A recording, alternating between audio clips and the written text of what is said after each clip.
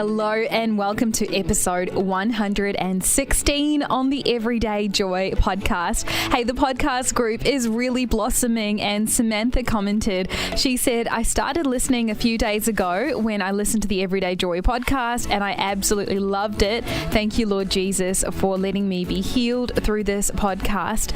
And my goodness, that it just made my heart sing, because I am an incredibly broken person. And if you listen to the last couple of episodes specifically where I talked about a couple deep insecurities, you will know that I'm nowhere near perfect. But I'm just so amazed that God has somehow used me and all the other incredible guests, our vulnerabilities, our frailties, our mistakes, and pulling it all together to bring healing and a sense of community to so many individuals. And if you've got a story, or if there's been an episode that's really resonated with you, you can send through an email to the Everyday Joy inbox, which is below.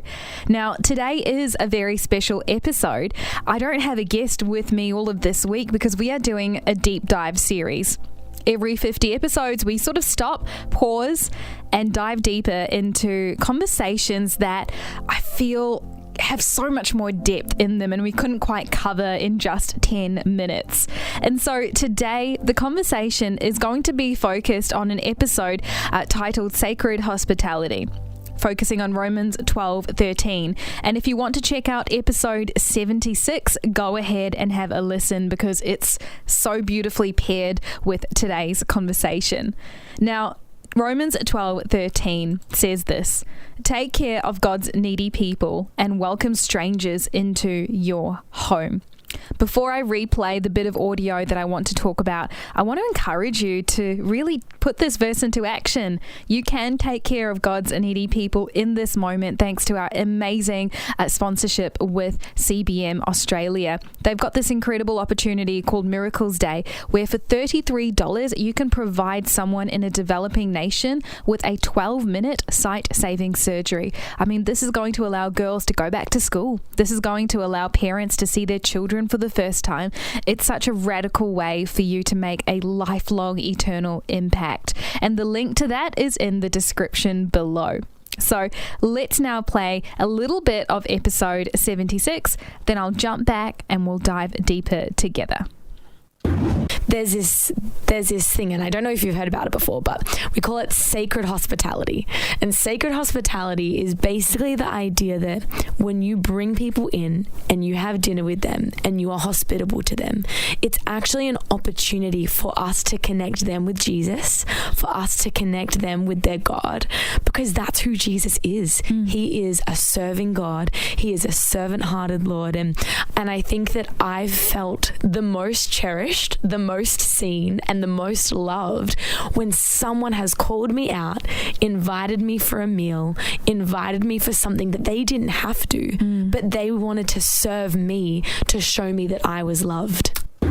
In today's deep dive, we are going to take a look at a couple of stories in the Bible where inviting someone for a meal, or creating an environment where hospitality and food and people came together and resulted in some really powerful change.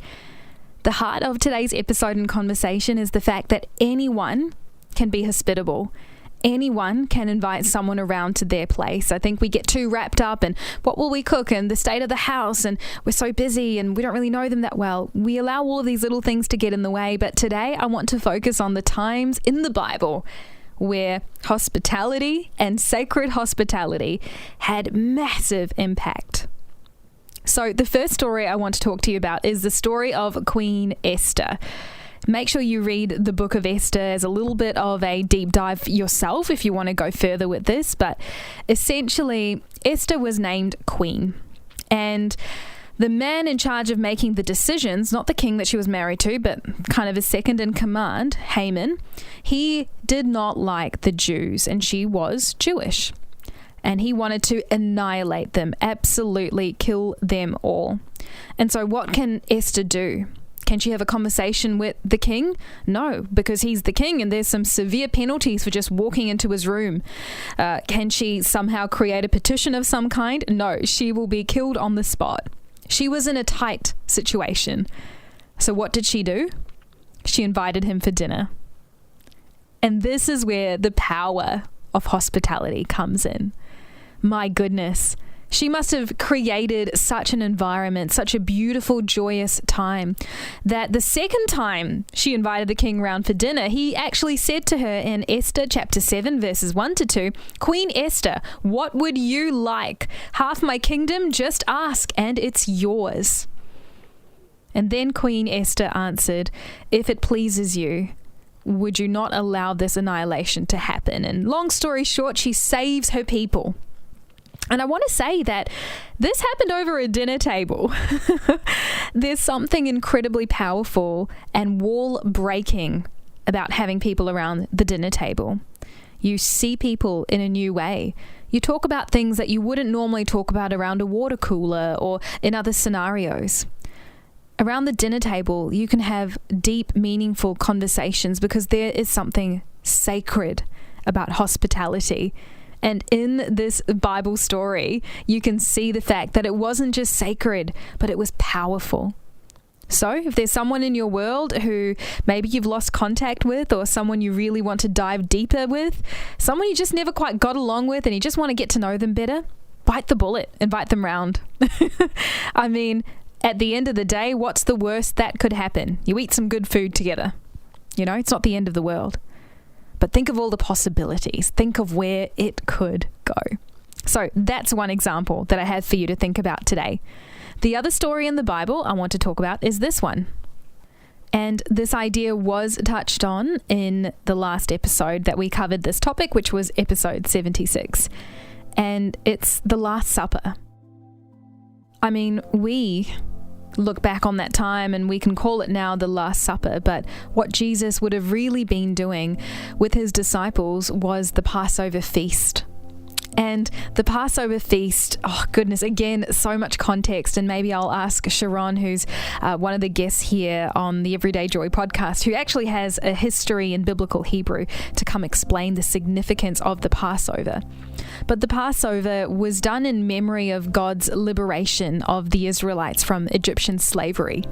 And it was, and it has been, it still is actually, a really, really special time of the dinner table. And people gathering around and celebrating and remembering. The previous example with Queen Esther was the power of food in breaking down walls. It's the power of food to create positive change.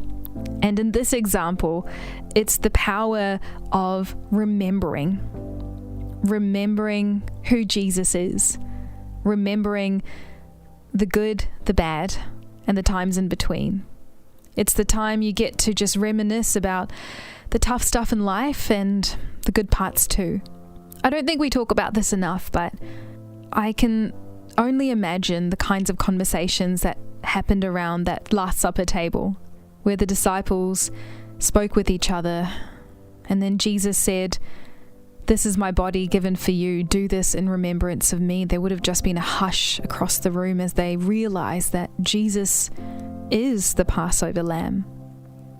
And again, there's a lot of context to this, and if you don't understand exactly what I'm talking about, don't worry about it. You can look into it if you like, but I guess the essence of it is that one of the last things Jesus did with the people he loved the most was share a meal. And that tells me that there is something powerful about sharing a dinner table. That there is something really spiritual and holy, and I don't think I understand it fully. But man, if Jesus chose to do that in his last few hours, maybe it's something we need to give more importance to. Romans chapter 12, verse 13. Take care of God's needy people and welcome strangers into your home. I hope today's deep dive inspires you to open your home, to invite someone new, maybe to invite an old friend, maybe to just show that sacred hospitality and shower love and care and time on someone who desperately needs to be reminded that they are loved and that they are seen. What a way to do that. Maybe for you, it's more about breaking down barriers and creating positive change, like Esther's story. Food can do that too. Maybe for you, It's simply gathering the family around the table and just stopping and acknowledging that times are tough and that life can be difficult, but we're in this together.